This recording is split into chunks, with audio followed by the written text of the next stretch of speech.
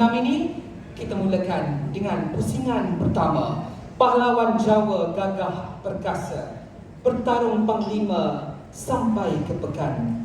Debaran terasa siap siaga. Pusingan pertama kita mulakan.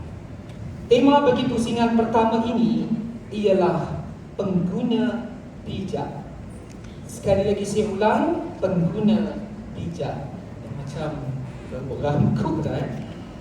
Baik, untuk memulakan pusingan pertama, kita persilakan pemantun pertama daripada UiTM untuk menjualkan pantun kepada pemantun pertama Universiti Malaya. 20 saat bermula sekarang.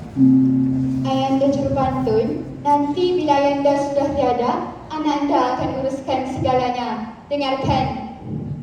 Mengigal merah di teduh senang, di tanah rendah ekor menyerlah, kabur kontrak, setuju bagaimana, belian hartanah berat sebelah.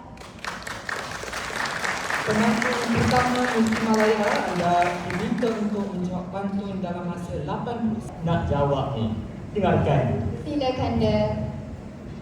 Gagah pangeran, didikan dipanah, bertahan puri, bertombak seligi, setuju bandingkan harga hartanah, manipulasi pembeli, atur strategi.